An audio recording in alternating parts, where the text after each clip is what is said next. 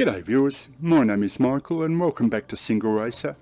Now for those of you that saw my last video, which was my 100th video tribute to my brother Andrew, you might have heard that we get together once a month and have a day of sim racing. Well, that day just passed. It was yesterday, Saturday the 9th of December here in Australia, and we got together and had a great afternoon of racing, and I thought I'd share the process with you because what happened was Andrew's so focused on the RSR live timing records, which is what I showed you in the last video, that he has never played or never even seen Project Cars 2. So of course I was keen to show him in VR what that was like.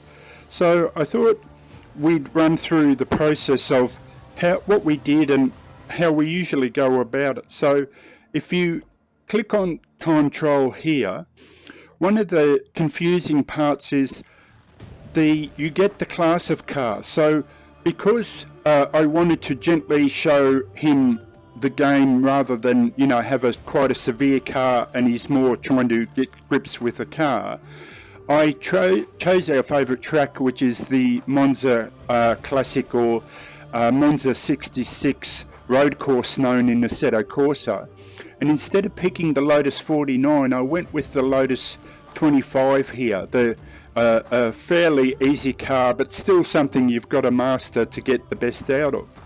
Now unfortunately when you first start the time trial thing, you're grouped together without maybe realising it. I didn't know at first, with the whole class of Lotus cars in this case. So if you click on vehicle select, then you get the individual times for the single car that you picked only.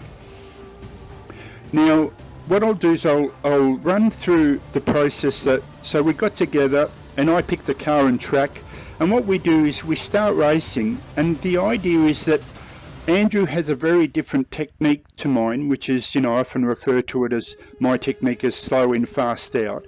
But what it gives me an advantage is because I get to see how he approaches certain corners.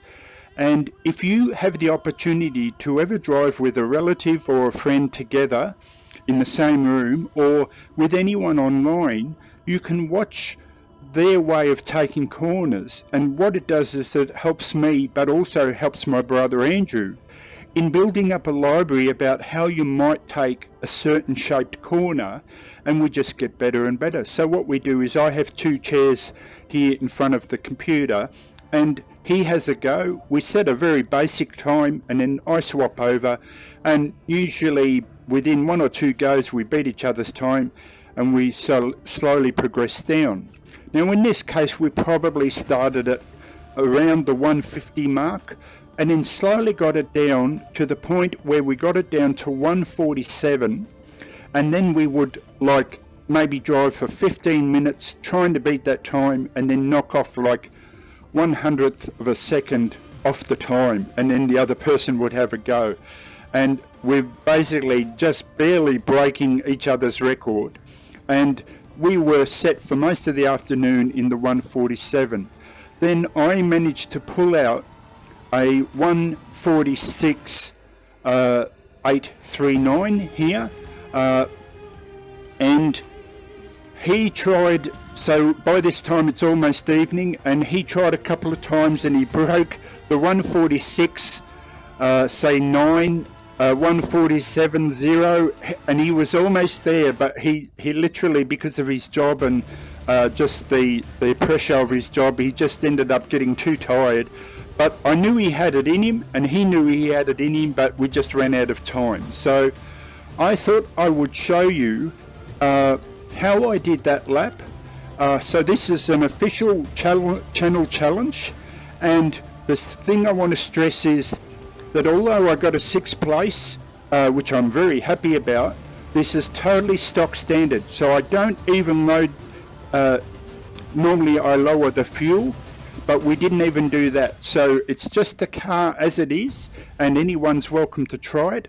But let me now show you how I did that lap and just some tips on the corners I used.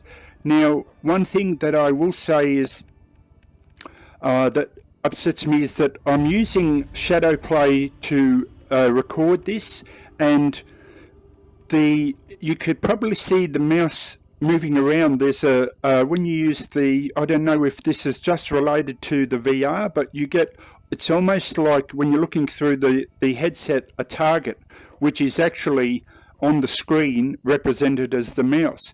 But as far as I can tell with NVIDIA and Shadow Play, there seems to be no setting to turn this off, and it frustrates the crap out of me, especially when you're racing. Now, with the race, I might try and use Fraps instead. I just sometimes have trouble recording both the voice and the audio, but I'll give that a go instead. But just if you're wondering why this cursor is just moving about the place. So if anyone is very familiar with Shadow Play, and there is a setting, even if it's some sort of text setting that you can put in an INI file to turn that mouse tracking off, please let me know, as I'd love to use Shadow Play as not as hard drive intensive as Fraps. So I'll take a break now, and then I'll come back into the race.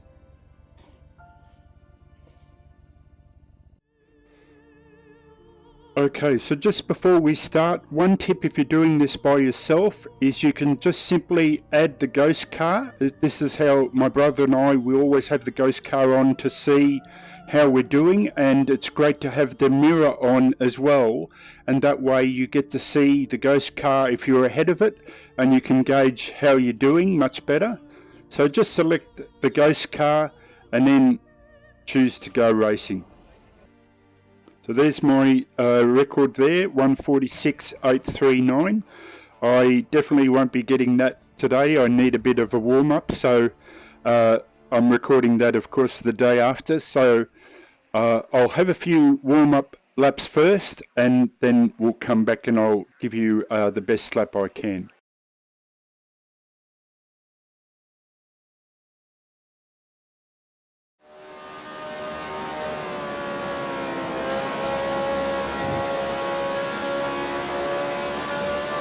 Okay folks, so we're about to do a hot lap of the Monza GP Historic, and my first bit of advice is maybe sacrifice just a fraction of speed coming in, just to make sure you set up.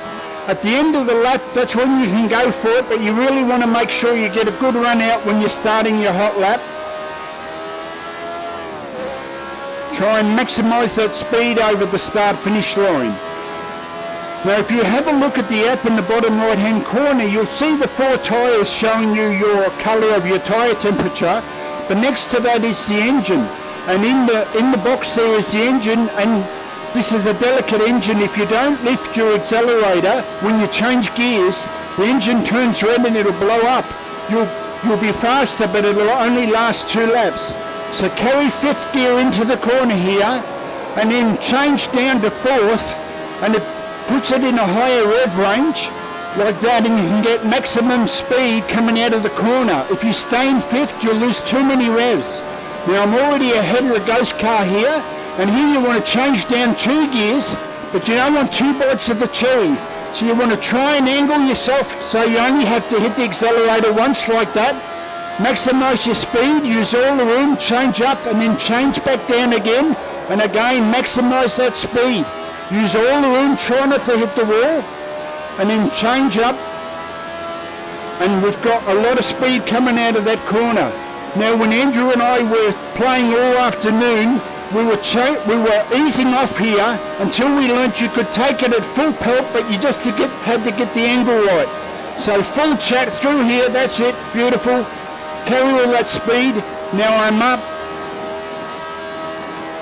Now I'm down on the sectors because it's going against my ghost car, and you really have to be in the zone to beat that 146 time, but let's try and get a 147, so come flying through here. Neither Andrew or I have mastered this corner really yet, because it's so long you're struggling to find the correct line for it. But let's give it a go. Let's see if I can get a 147. Can I get a 147 as I cross the finish line? Yes, beautiful, and there it is. So the one negative that I will say and oh, that was fun. But because my brother Andrew said to me yesterday that I should go for the 146, but the only negative is, you know, we use the term in the zone, and so when you're chasing hot laps like this, you really have to dedicate a couple of hours to get back into the zone. And as I only want to show this hot lap for the sake of the video, I'm happy with the 147.6. But if you feel you want to go for it, have a go. My ghost car will of course be on the time trial there at 6 spot, hopefully, if no one beats it. But if you feel like having a go, have a go, and I hope you have a lot of fun. Okay, I'll catch you next time, and this is Michael signing out for the time being, and I'll see you next time. Okay, see ya.